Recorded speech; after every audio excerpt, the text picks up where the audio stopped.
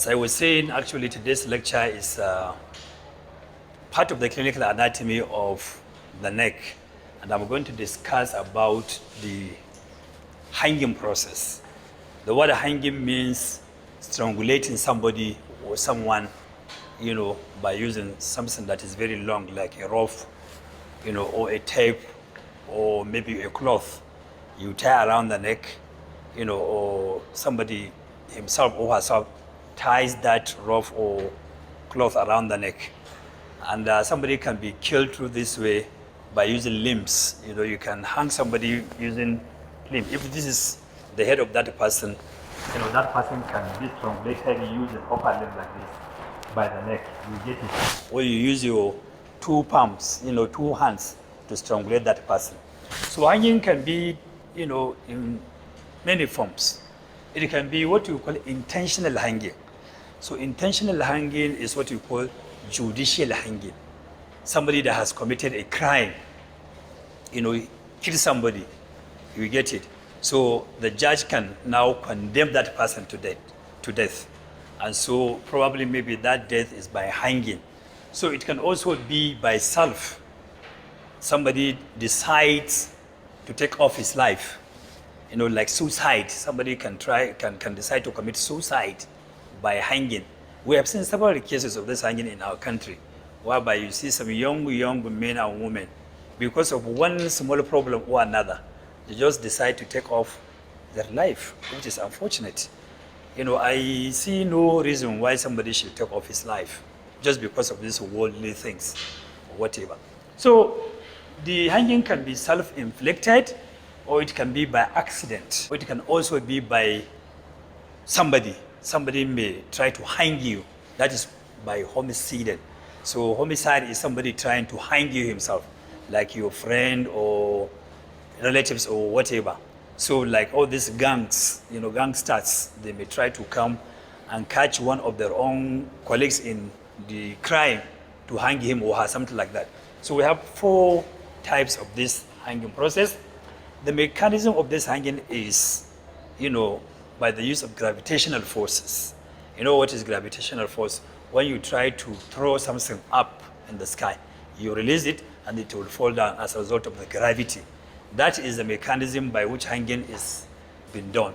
So what happens is that the man that hangs, the criminals in the prisons, they try to suspend the rope in the ceiling or in the roof, so that there is a chair, a very long chair like that, with the limbs. The chair has a platform, and there are limbs, underneath the platform of that chair, and the person that is going to be hanged will climb that chair, and then the rope is going to be tied along the neck of that person, and it is going to be tied.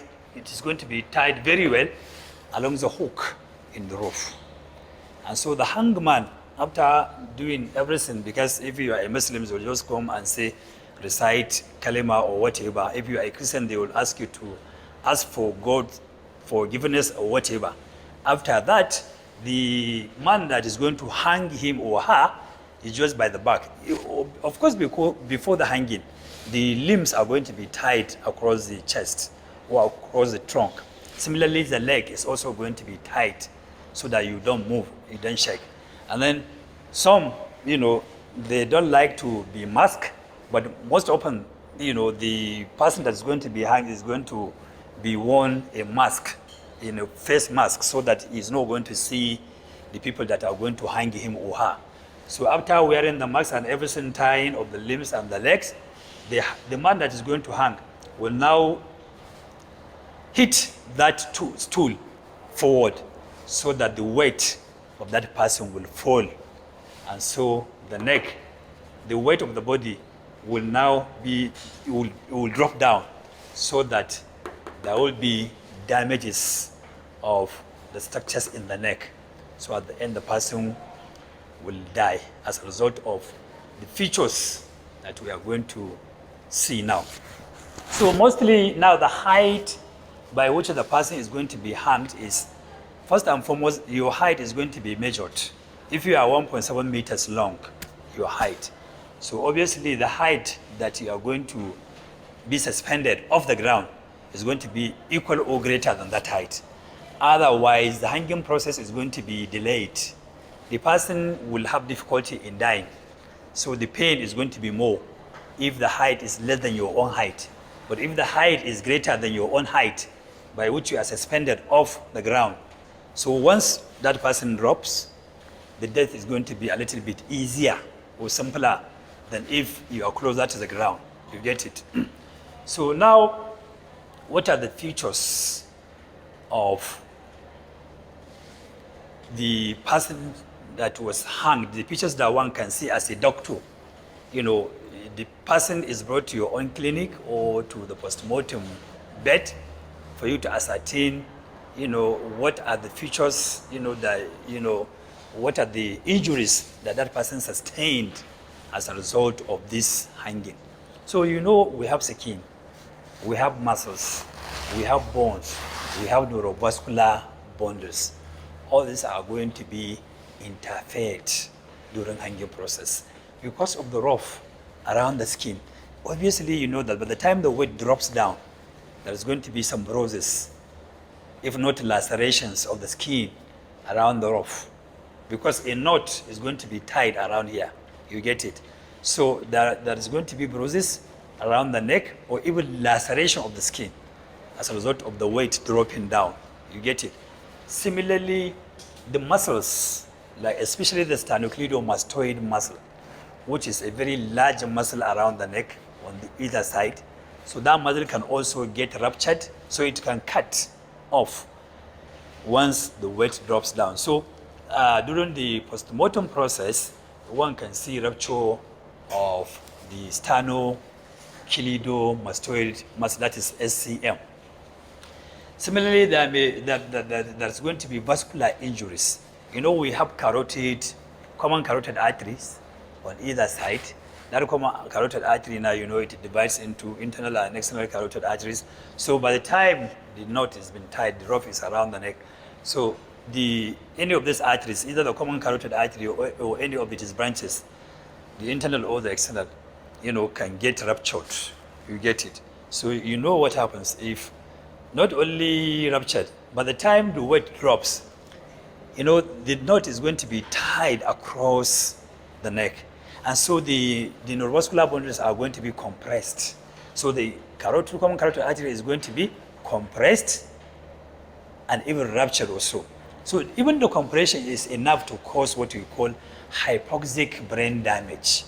Within 10 to 15 seconds, the brain is going to be devoid of oxygen, because it is this common carotid artery that carries blood into the brain through the internal carotid artery. You know that the internal carotid artery is the one that carries blood from the heart through the common carotid artery, through the internal carotid artery into the cranium to supply the brain substance.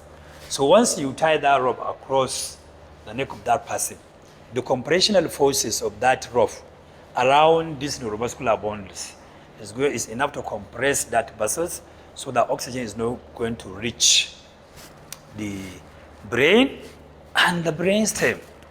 What happens in the brainstem? You have done the neuroanatomy. In the midbrain, in the medulla oblongata, you are all aware that we have some important centers.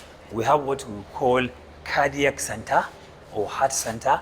We also have respiratory center.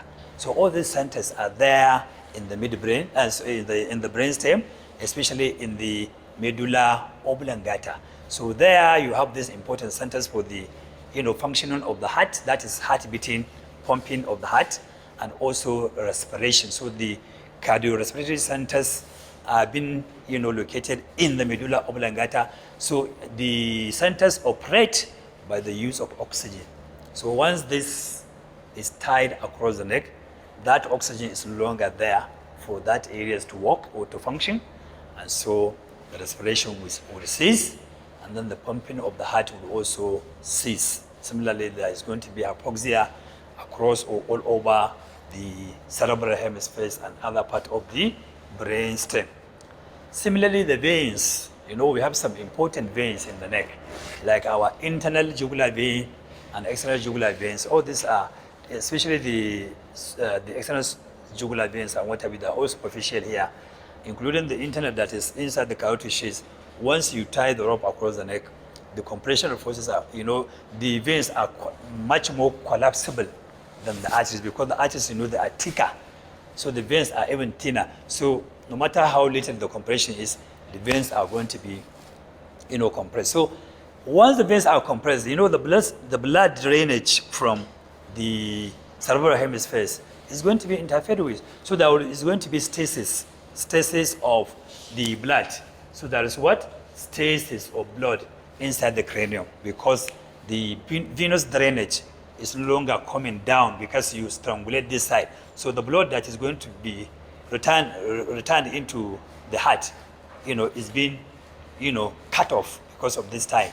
So now, because of that stasis, there is going to be increased intracranial pressure in the cranium, and so that is also enough to compress all other microvasculature of the brain, and so the process continues, and the hypoxia will be more and more.